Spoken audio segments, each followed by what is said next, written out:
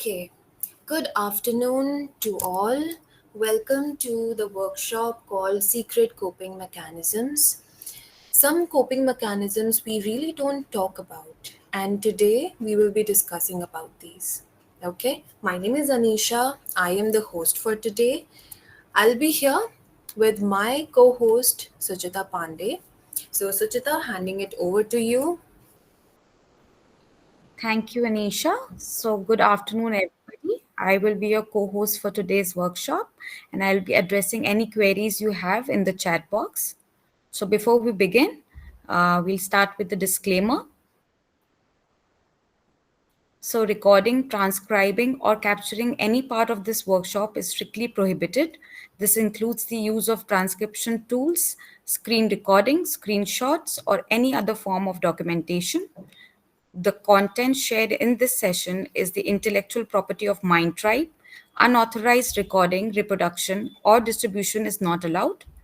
Please note that violation of this policy may result in removal from the session to protect the confidentiality of the group. Some ground rules. This is a no judgment zone. Be respectful of others' journey. What is said in the group stays in the group. Listen to what others give and give others space to share. You can pass if you don't want to speak. What you put into group is what you will get out of the group. So over to you, Anisha. Thank you so much. All right, now that the rules are done, the disclaimer is done, let's move on to what all we will be discussing about in this workshop. So, we will learn about the hidden side of coping, invisible copers, emotional armor, that is, the scripts we can use, the roles we can use, and the rituals we can do. Letters we never send. We will talk about these as well, okay? And coping mechanisms, the secret ones, are they helping you or are they hiding?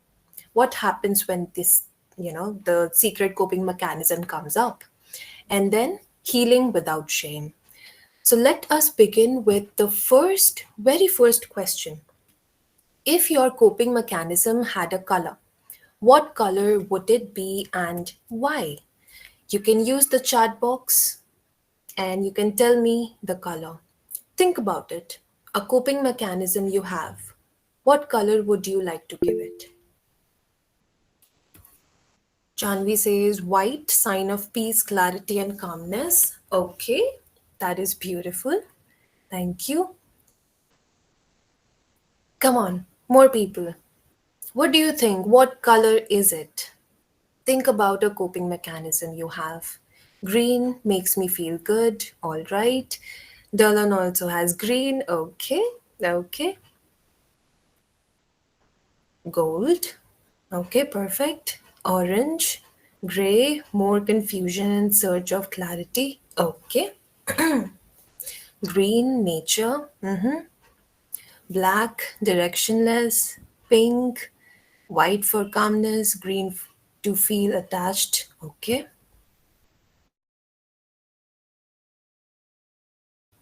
Okay. Purple, lavender, blue, blue as if for ocean and sky, blue, spirituality, peace, blue, gray, coral pink, blue. Okay, guys, amazing, amazing. I am so happy that you guys are sharing the colors because these will, help you notice a pattern. Do you notice any patterns in these colors? Bright versus dark. What does that tell us? Right? So just understand some coping are seen and some are hidden and plain sight.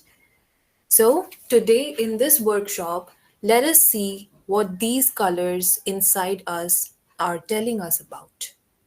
Okay, let's move on to why it is a secret. So let me tell you something raw.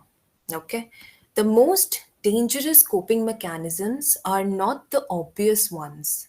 There are some secret coping mechanisms, some coping mechanisms that are obvious. We know that, yeah, I use this when I do, coping. Maybe when I'm stressed, I do this. But the dangerous ones, They are not the breakdowns, the tears, or the panic attacks. No. The most dangerous ones are the ones that look like strength. Okay? We call them secret coping mechanisms because they hide in plain sight. So they get you applause, promotions, followers, even admiration. People see your polished surface, but they don't see the storm underneath, right? You must have seen someone, oh, so happy, such a famous personality, but we don't know what they're hiding inside, right? How much they cry at night, we don't know.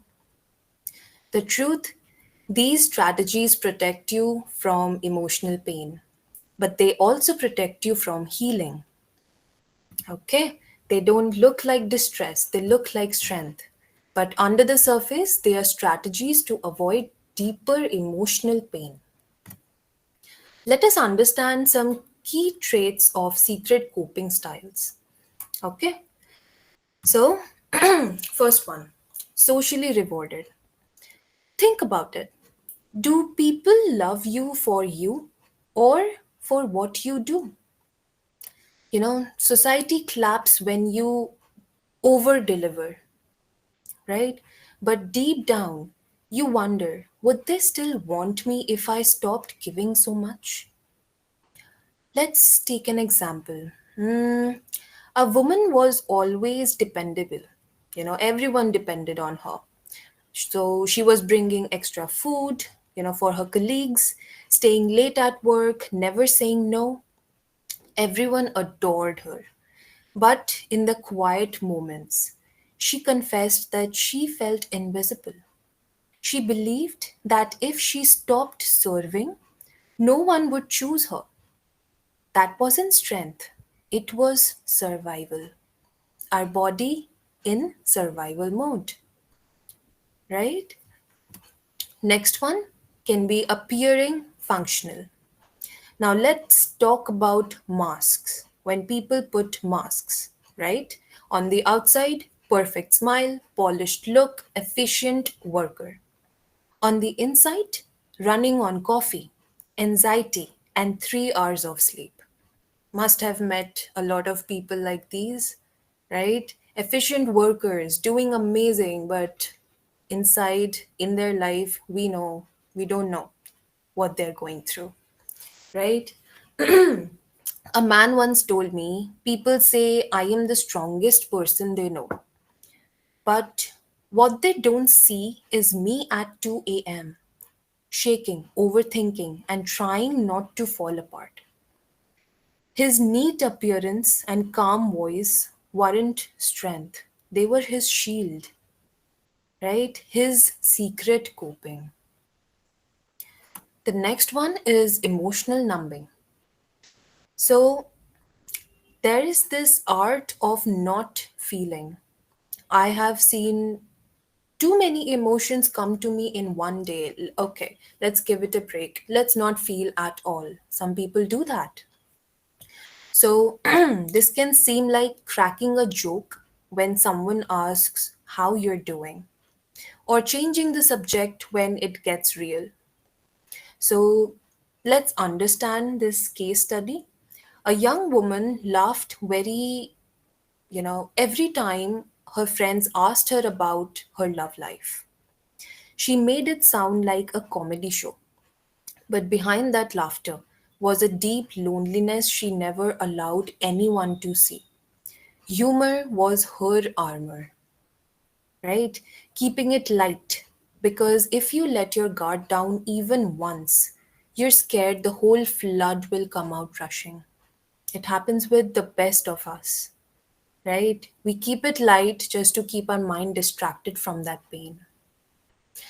How many of you have noticed these in you? You can give me a thumbs up, or if you want to talk about it, you can raise your hand as well. Okay. Yes, Pooja, go ahead.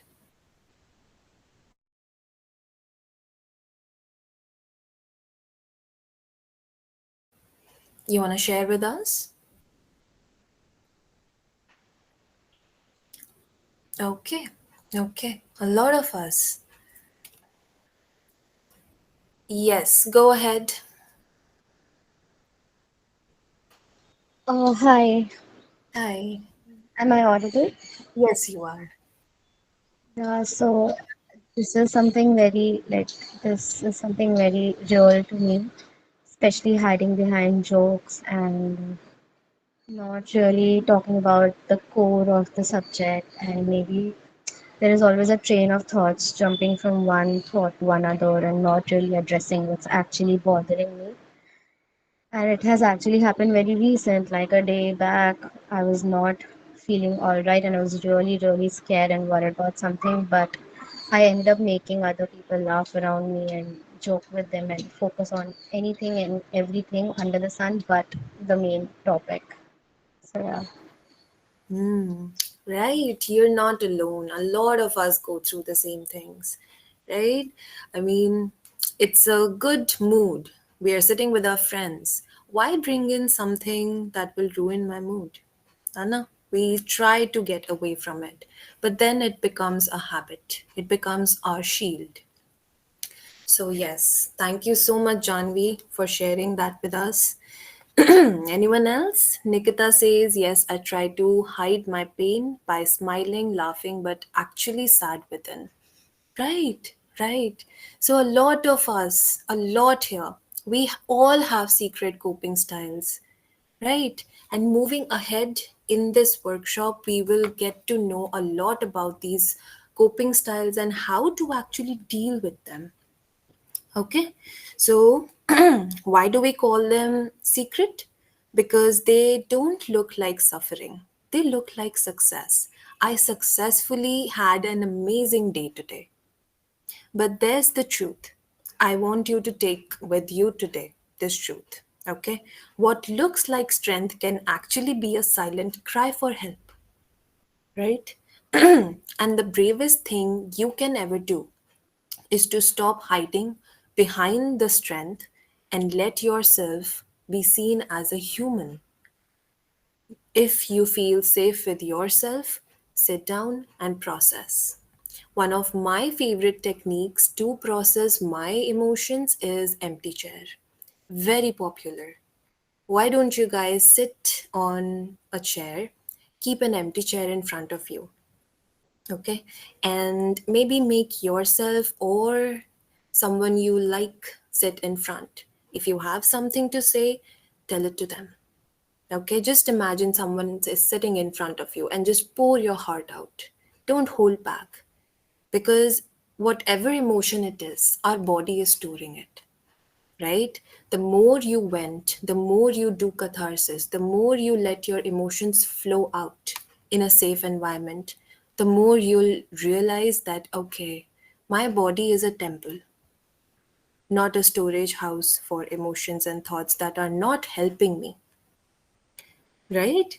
Even when you come to therapy, that's exactly what we do. We clean you out completely, okay? All right. Moving on to understanding something really interesting, starting with how to unmask your hidden self. First step, name your hidden self. Okay, someone trying to speak?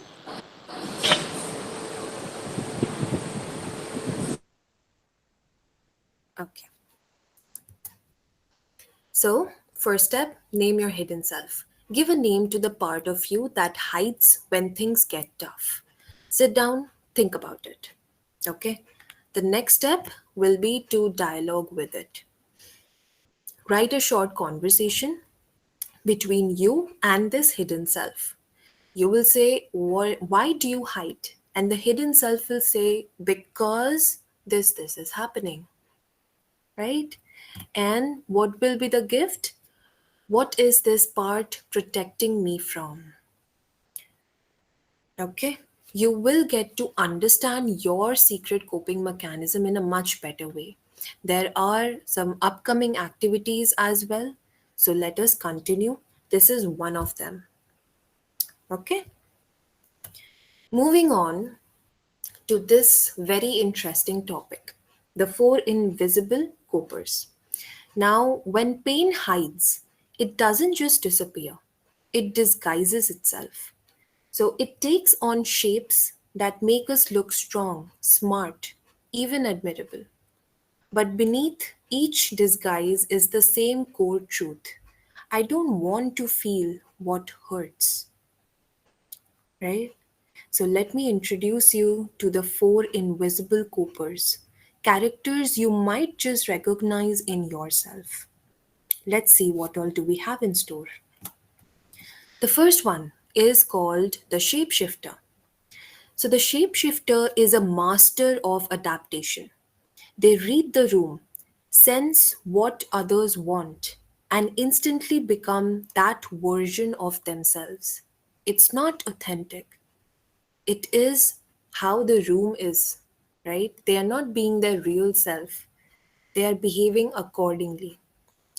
They are charming, agreeable, likable, but at what cost? Losing touch with who they really are, right?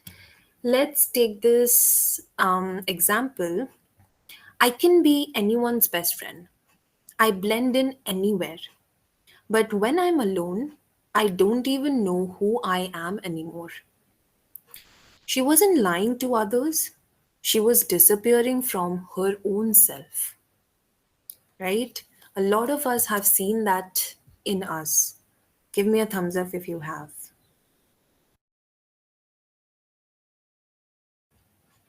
Anna? Yes, a lot of us. Now, next one is the time traveler. So, the time traveler doesn't live here.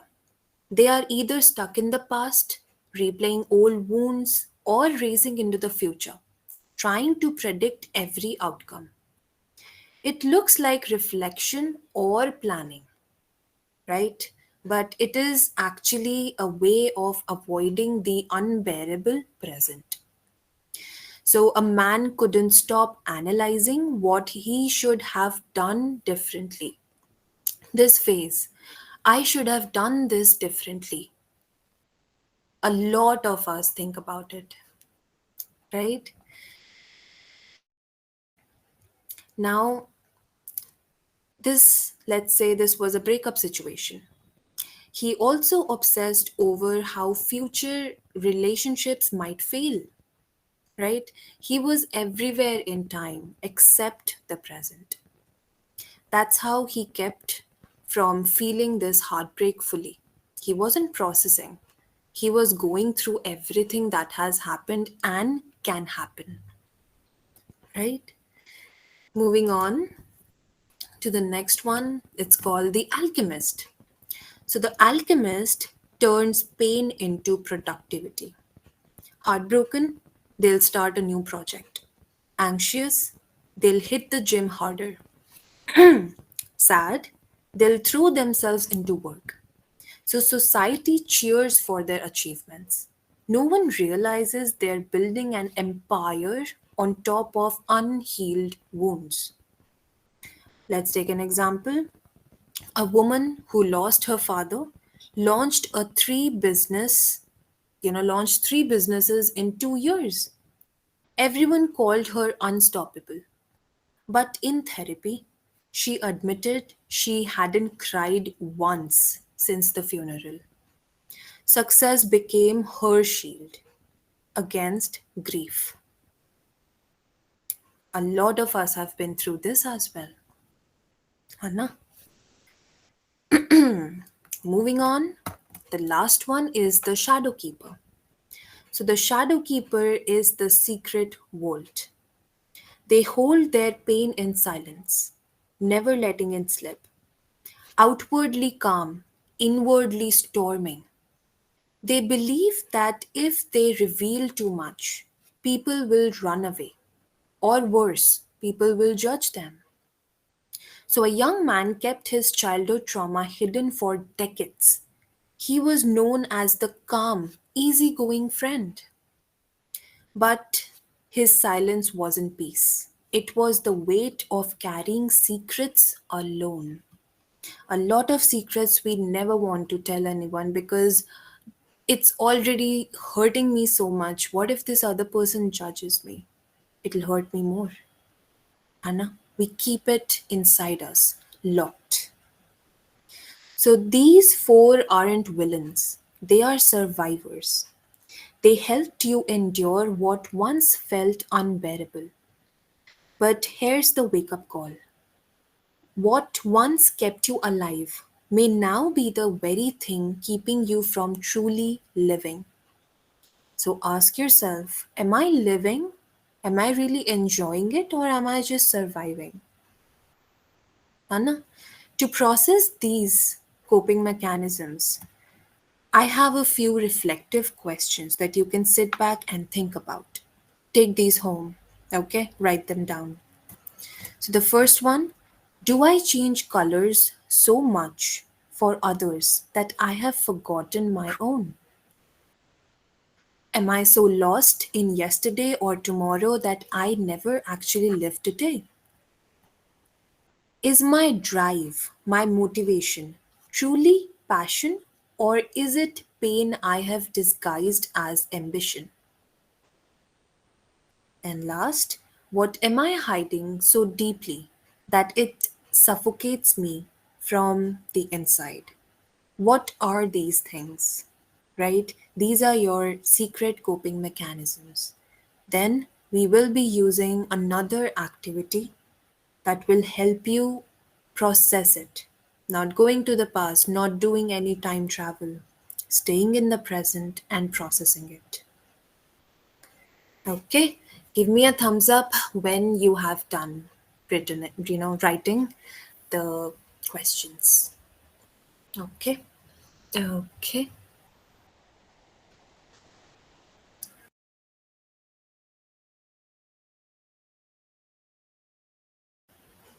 okay, amazing.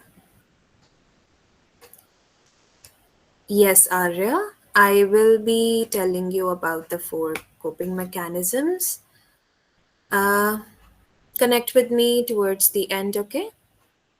If you have any questions, we will talk then. Okay. Moving on to this really interesting activity. The more you talk, the more you actually let your emotions out. Two ways of letting your emotions really out of your body, out of your system. First is writing, second is verbal. The more you talk. Okay, I told you about empty chair. Now let me tell you about inner dialogue detective. So let me tell you a secret.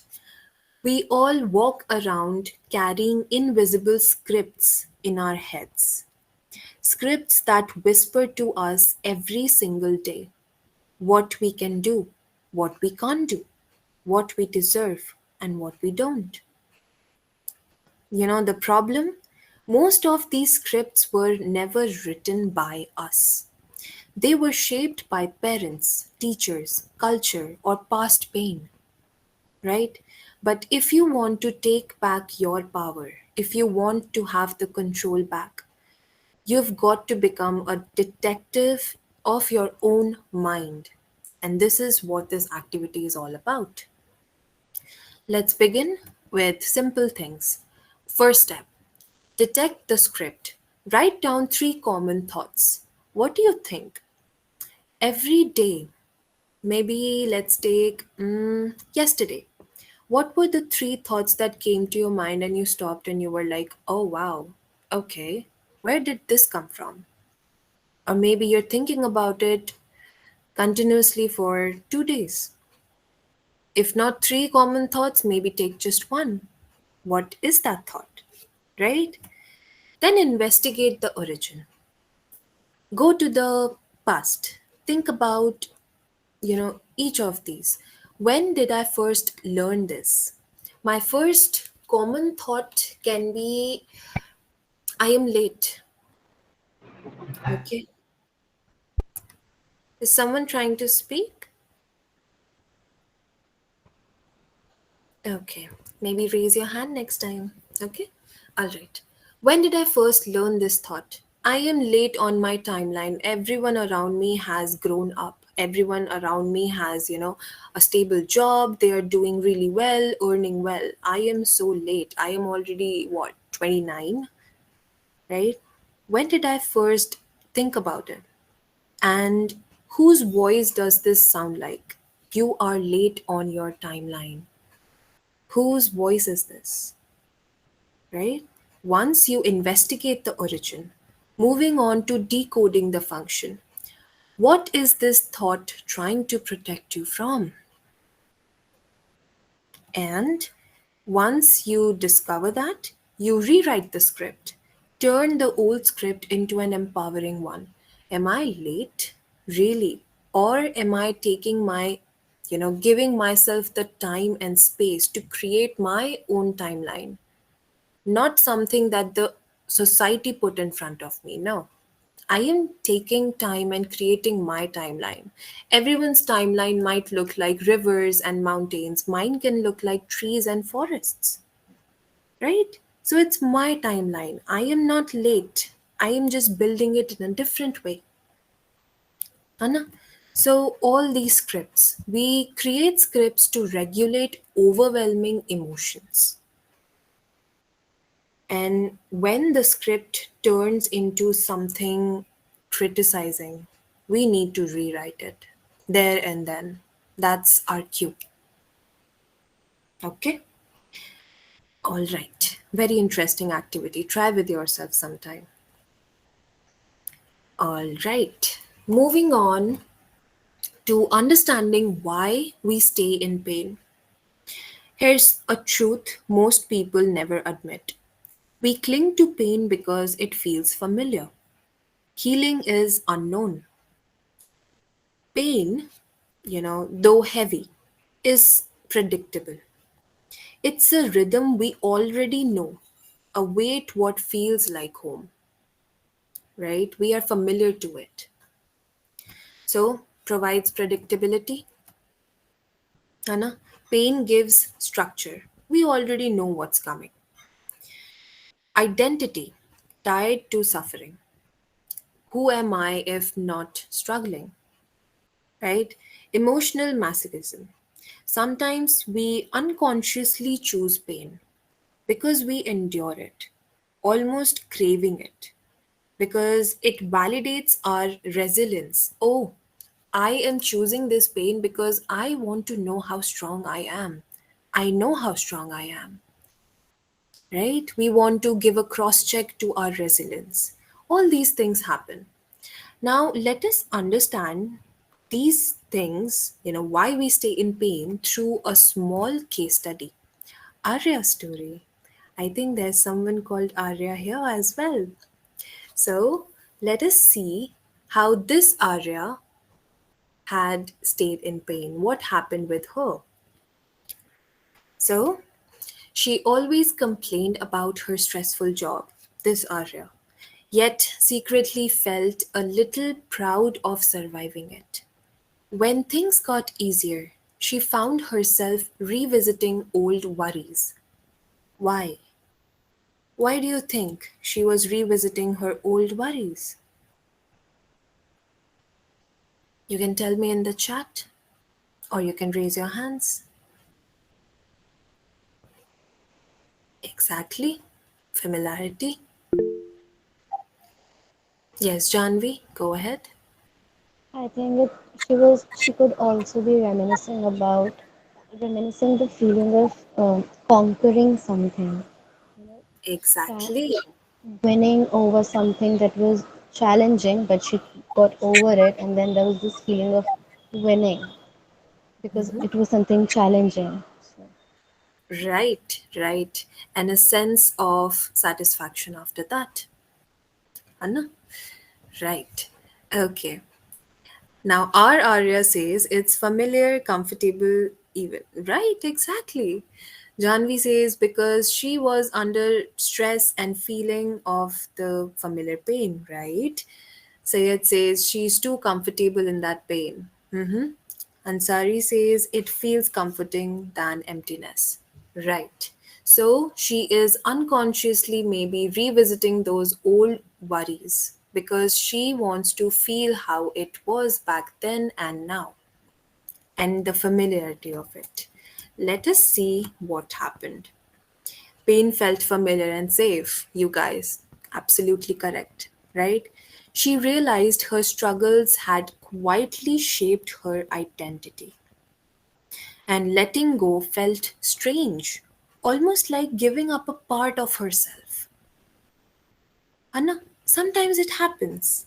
I mean, I am so happy. I'm not stressing out like that. Is it really me? Really me? Anna, it becomes a part of my personality, my identity.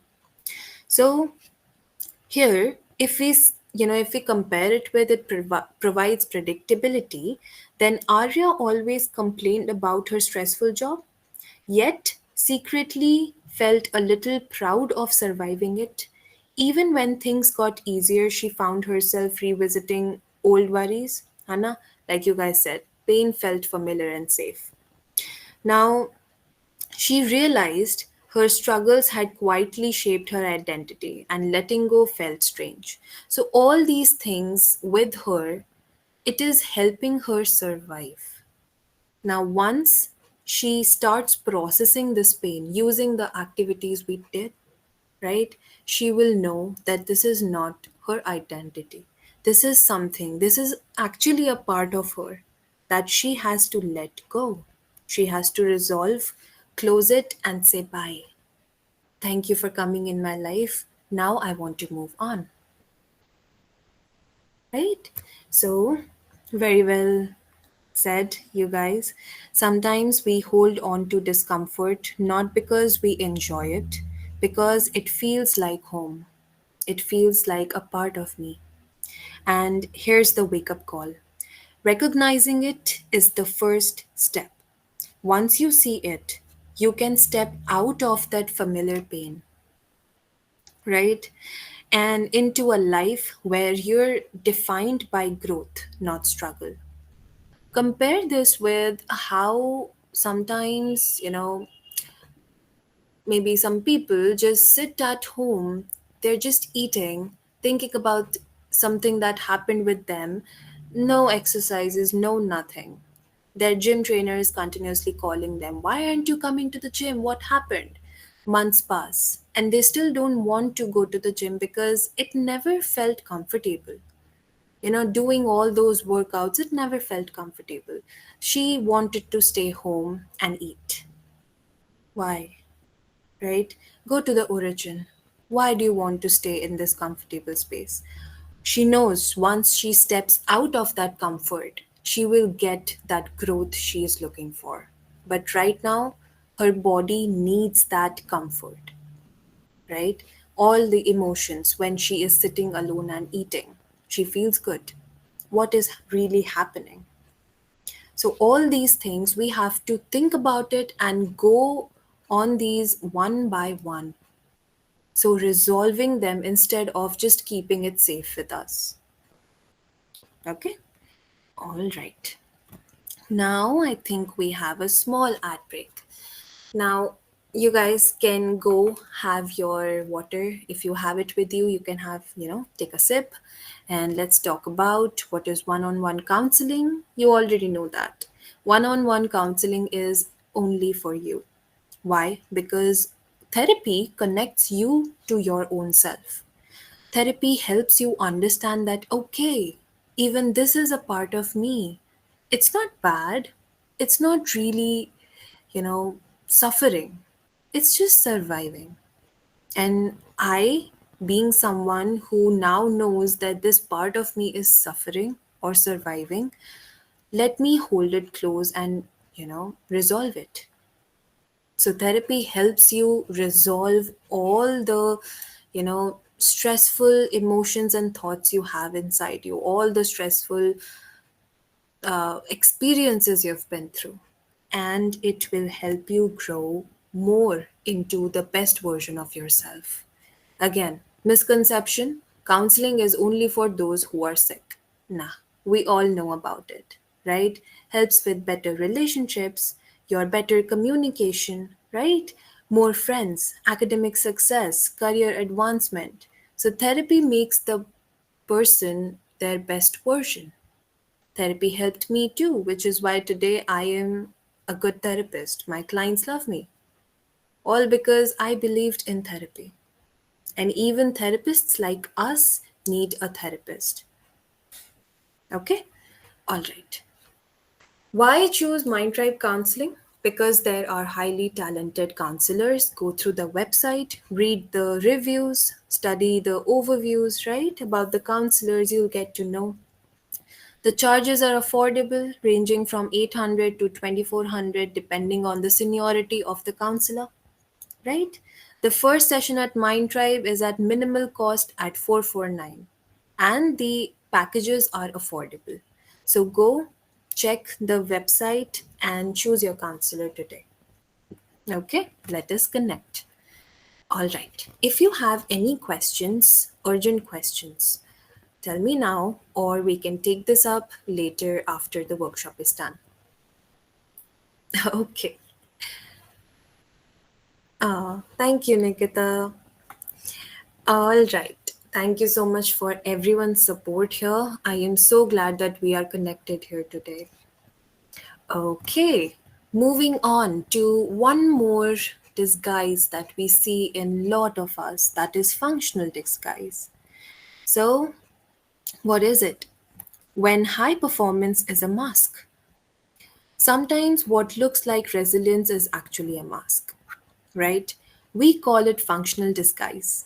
On the surface, everything appears flawless, efficient, composed, even inspiring.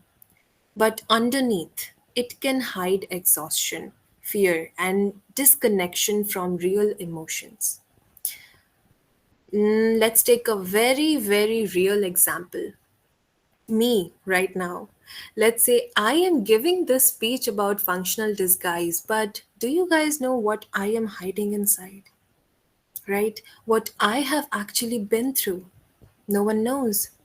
This is a perfect mask I am putting on, right? So, this what really happens.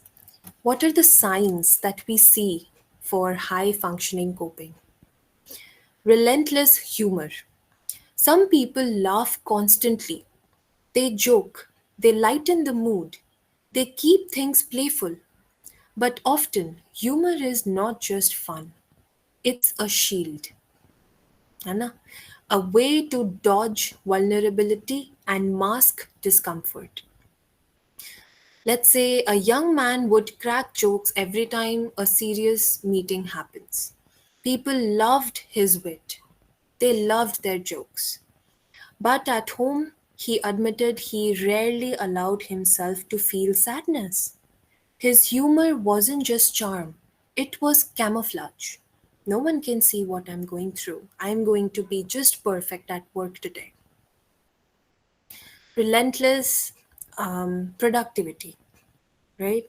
Work projects, tasks, endless doing. So, high functioning people often throw themselves into productivity, not just ambition. So it's a way to avoid the inner chaos and emotions they don't want to face. Lastly, emotional compartmentalization. What does this mean? Some can handle crisis after crisis with calm precision. They compartmentalize emotions, which means store them in neat boxes to be opened later or maybe never. It looks like strength, but it's often numbing. It's a detachment from self. I know what happened, but I didn't process it. I just experienced it, that's all. Anna, we maybe have some things that, some emotions inside us that we never really went through. And today it feels like, it's okay. Most people cry over it. I never did. Anna, slightly emotional numbness coming in. So, another term here is pseudo adaptation. Now, here's the twist. What appears as resilience is sometimes pseudo adaptation. It looks like strength, but is actually numbing. detachment, and survival in disguise. Let's take an example. That same woman, maybe some woman you know, admired for her productivity and composure, admitted she rarely felt joy. She was surviving, but not truly living. Her resilience was a disguise, a functional mask that hid unmet needs and unprocessed emotions. Right? High performance is celebrated, but be aware when performance hides pain, it's no longer just success, it's a disguise. So, recognizing it is the first step, right? Moving from surviving to truly thriving. Let's live our life. Why are we just surviving? Anna, we deserve to smile, laugh from within our hearts. Anna? Okay. Moving on to another term that most of us have heard, dissociation, the smart escape. Sometimes life feels too overwhelming. Your mind gives you the smartest gift, dissociation. It's not weakness, it's a survival mechanism, a way to stay psychologically safe when you couldn't escape physically. है ना? A survival mechanism. So, your mind and body were protecting you all along.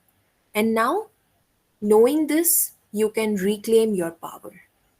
You were in the safe zone. Your mind and body protected you by dissociating. Dissociation, let us understand a little about it. It has few degrees. Okay. So, mild zoning out. You may have found your mind, wandering even during busy moments. That's dissociation at work. So, your brain helping you cope when stress feels too much. You go to a safe space. You think about something that, isn't giving you too much anxiety as much as the situation in front of you. है ना?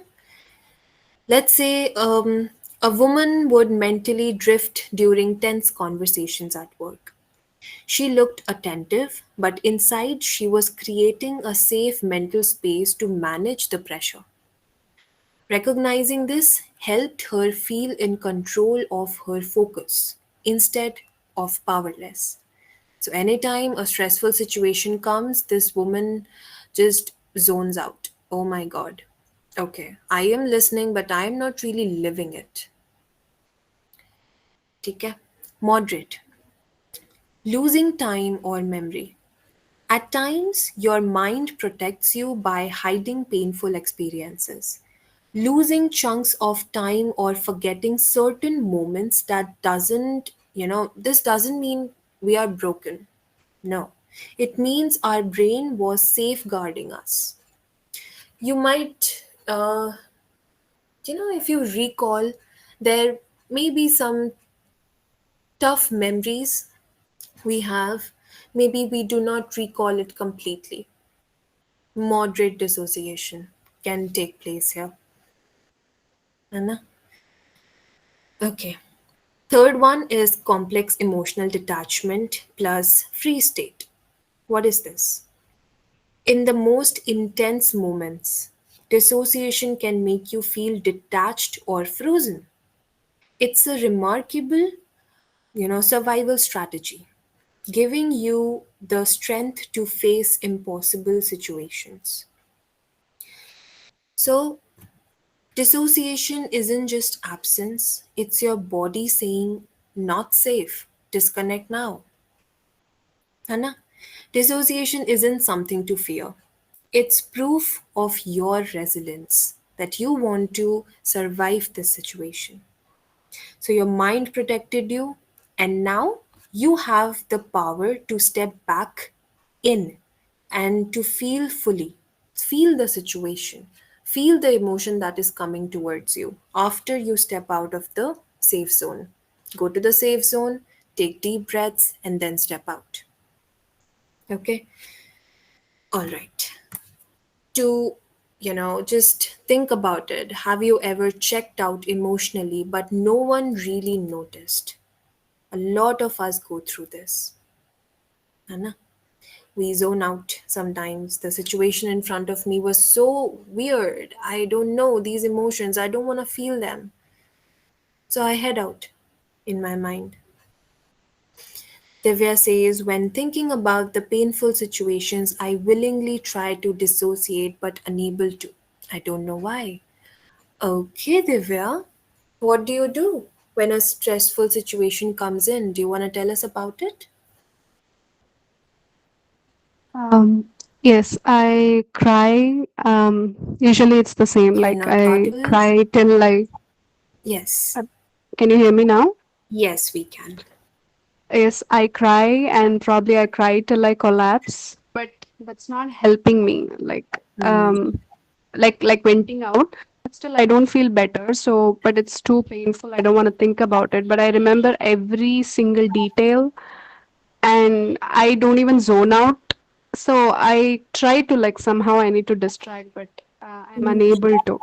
So I remember everything very clearly, and I try to willingly dissociate, like I say, but I'm unable to. I don't know why it's not happening. Okay, okay. Maybe because you really want to resolve it instead of getting distracted from it. You want answers, you want a closure. Possible?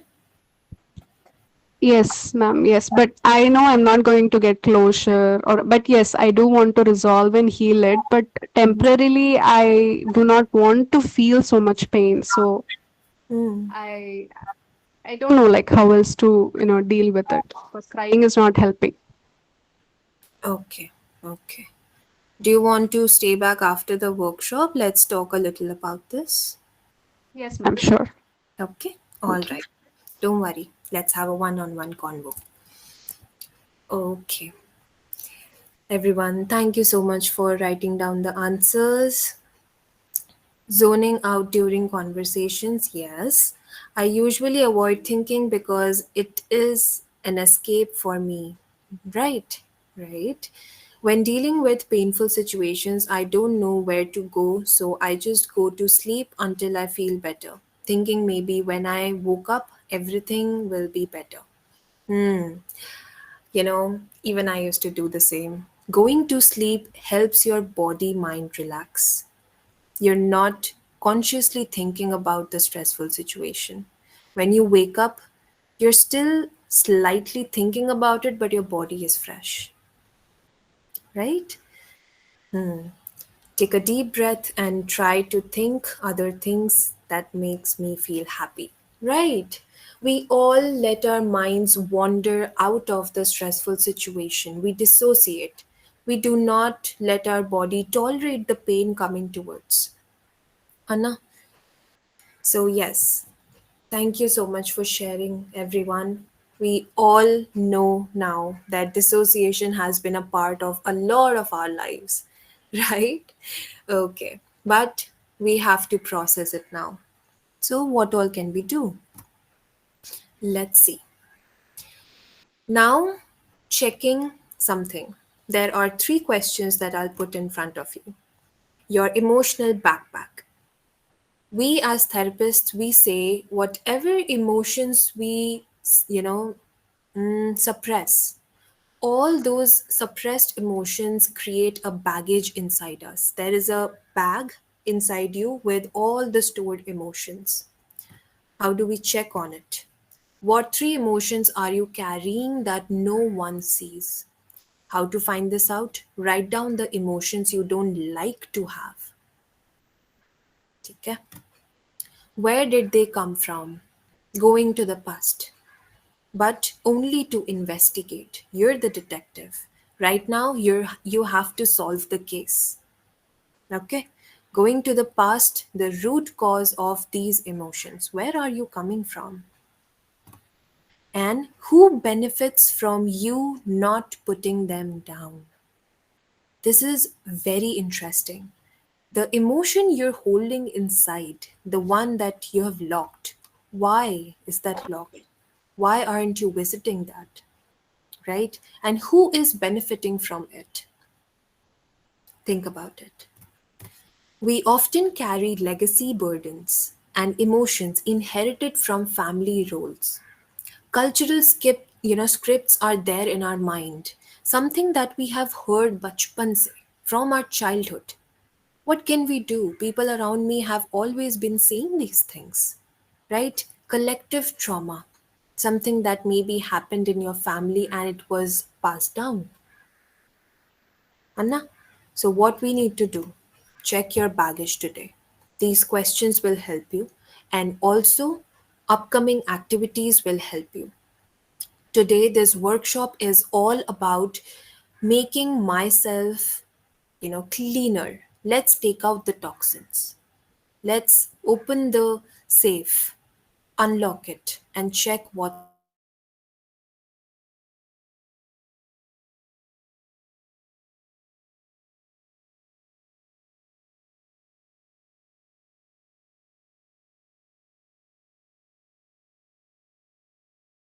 make myself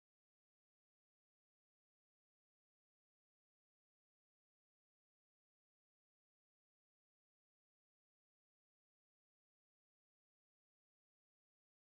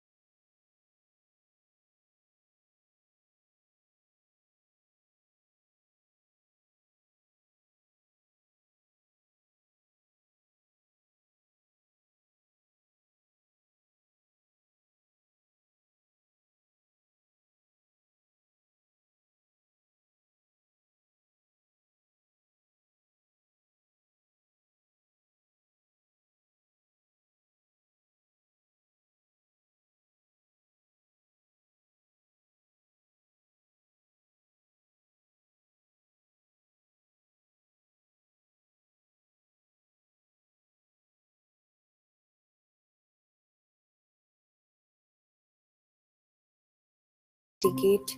So that will help you with regulation. But when it's repressing, I bury what's too much to hold. Anna, that's something that we all have done in our life. Maybe we do it now as well. So this is something to help you understand if it is helping or hiding. Moving on to sensory rituals. You guys will be able to relate to this. Why? Because this is, nervous system secret language. Sensory rituals. What sensory object makes you feel instantly safer, and have you ever told anyone about it? Sensory objects. Let me tell you mine.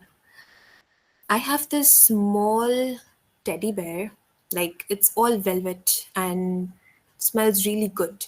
So I keep it with me. And I don't really tell anyone, but when I feel emotional, I just pick it up and I smell my teddy. Right? Janvi has a teddy too. Right? Your soft teddy. Anna.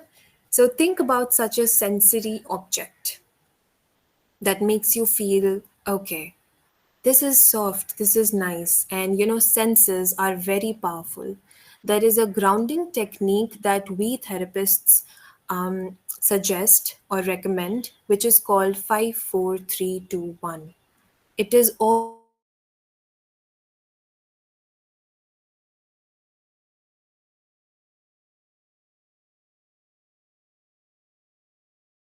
things that you can touch. Go and actually touch those things. Three things that you can touch. Go and actually touch those things. Three things that you can hear. What are the three things that you're hearing? Anything small will do. Okay. Two things that you can smell, and one that you can taste. If you don't have anything else, just have water. Anna, this is an amazing technique that will help you reduce anxiety or stress, in the moment. Okay. Oh, Bhavna says my mother's hug. I can feel you. I can really feel you. Right. So all these sensory rituals that we have makes our body feel calm. ठीक है? So smell, touch, taste, it direct in our brain. Examples: wearing a specific scarf during anxiety. Texture anchoring. Is the scarf soft? Or is there any story related to this scarf that is making me feel calm? Anna, smelling a loved one's clothing. Or listening to frequency music to calm intrusive thoughts. Frequency music. Very interesting. There is a workshop coming up on this, on music. So, one of my favorites is 528 hertz. If you guys listen to this and, relax completely, go have a bath and come back home, like come back to your room, light down a candle, switch on a nice light and play 528 hertz music. Listen to it. It'll help your nervous system slowly, steadily relax. You're not making it chaotic, you're making it relaxed.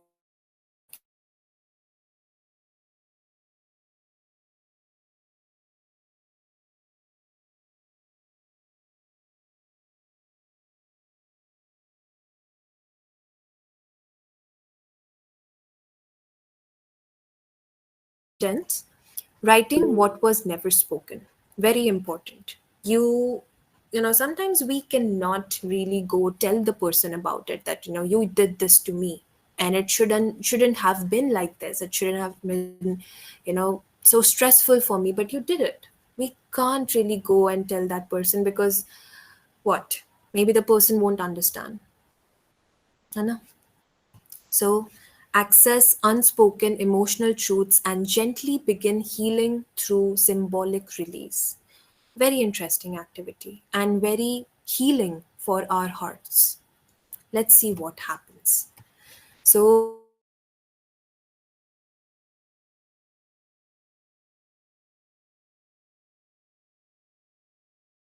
for the you that never became real.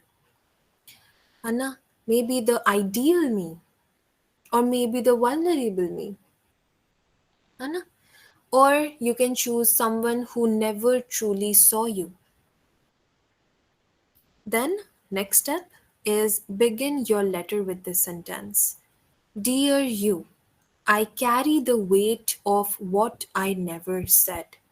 Or if you're choosing a person, dear the person's name, I carry the weight of what I never said.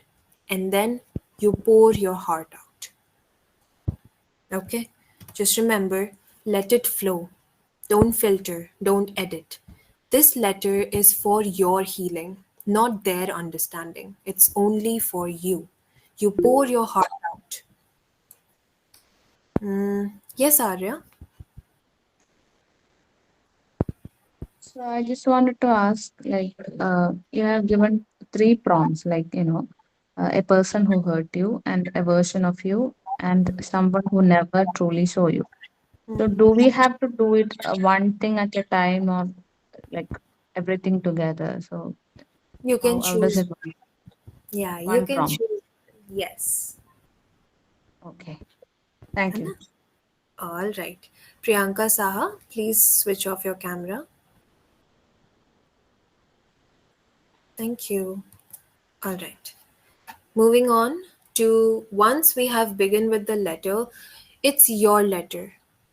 Do not count the pages, just keep writing. No matter how long it takes, keep writing. Anna, relax your fingers, take deep breaths, think about it and keep writing until and unless you feel satisfied after the letter is done. Okay? Once the letter is complete, fold it into your journal or burn it safely later as a ritual, which is called moon lettering.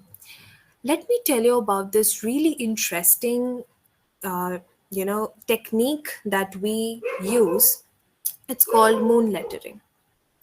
Just give me a minute.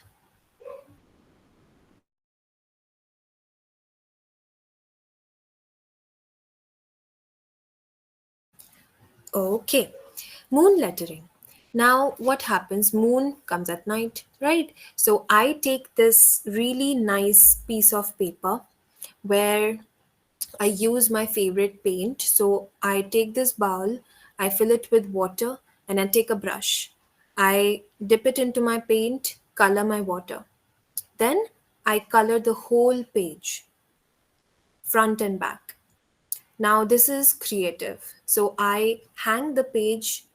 I am doing this in the morning maybe or at afternoon. I hang the page and let it dry. Okay, very aesthetic. It'll look aesthetic. Now what I will do next is once it is dry, I will take it out, take a deep breath, and now I will start writing this letter that we are talking about, the letter of something that we never really spoke about. We start writing this into that page completely, front side, back side. Now, once we are completely satisfied that, okay, I have written everything, reread it. Okay. Go under the moon when it's night, you see the moon up in the sky. Go under the moon and tell the moon, I am giving all these unimportant, unhelpful energies to you. Moon is believed to bring in peace and absorb toxicity, absorb negative aura. Anna, when you give your negative, the things that aren't helping you, the negative aura around you, you give it to the moon. Read the letter to the moon and then burn it under the moon. Okay? When you're burning it, tell the moon, now I am releasing all this negative aura from me. It's all yours. Please bring back my power. You have the control now. This is what we do in moon lettering. Okay? Or once you have written the letter, if you want to keep it with you, you can keep it as a witness of the final truth. We talked about closure with Divya. Hannah, she told us, I cannot really get the closure. Most of us have been through this. Sometimes it is not really possible to get the closure, but it's okay. Closure comes from within. Okay? Yes, Divya, we will talk about this after the workshop. Okay, so this letter, writing to the one who wounded us without expecting a reply, restores the power of your voice. Okay? It's all for you, not for them. They are not important to me anymore. This is all for me. I am my number one, my priority. Okay. Moving on to gentle healing. So, this everything, all the secret coping mechanisms, all the surviving, this needs gentle healing, okay? An invitation to awareness. So, you don't have to rip off the mask that no, don't do it aggressively, do it with kindness. This is self compassion. Hannah, what I told you in the beginning, my body is a temple, not a storage house, a temple. So make it sweet, make it nice. है ना? Slowly, steadily, halke halke. And I survived because I found quiet ways to keep living. And that was never weakness. All the secret coping mechanisms, the way we cry, even though we're smiling all day, that is not my weakness. My survival was never something to be ashamed of. No, it was my secret masterpiece. It is mine, right? It's my masterpiece. I created it. You should be happy. It's an experience. You got to learn so much from it.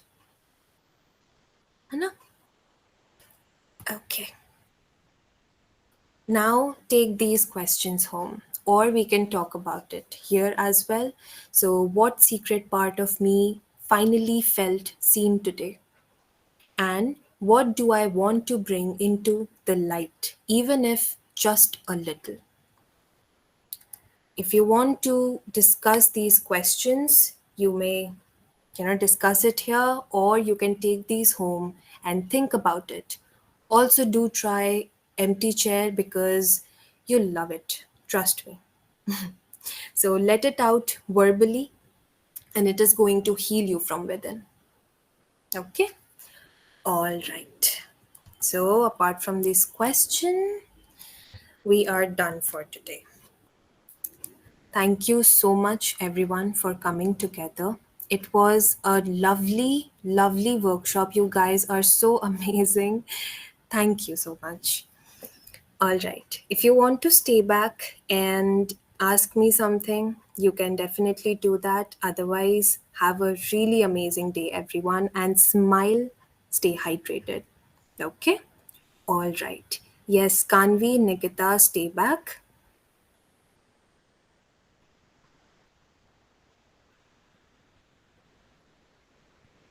Okay. Let me go back to the reflection side then. First two slides, okay. This one, this is. So these are the dialogues that we keep in our mind. I survived because I found quiet ways to keep living, right? And that was never weakness. And my survival was never something to be ashamed of. It was my secret masterpiece. And moving on to the reflection questions.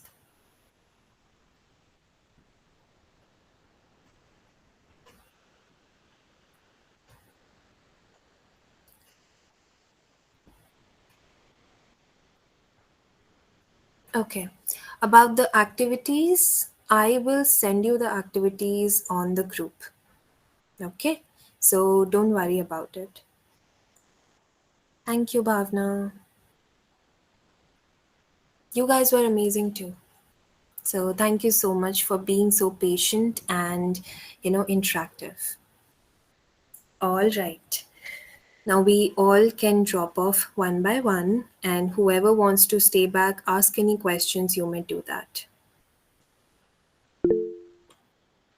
Yes, Arya, go ahead. So, ma'am, you explained the types of coping mechanism at Mhm. first. at the beginning of the session. I just missed two of it. Like I heard about the alchemist, the shadow. I don't remember the exact name, and the shapeshifter. So what was the other one? Okay, okay. I lost connection in between. No problem, no problem. So, time traveler. Hmm? Time traveler doesn't live here. They live in the past or the future. The present is gone. So, it looks like reflection or planning, but it's actually a way of avoiding the unbearable present. Okay? And alchemist, you heard? You want to know about the shadow keeper? Arya?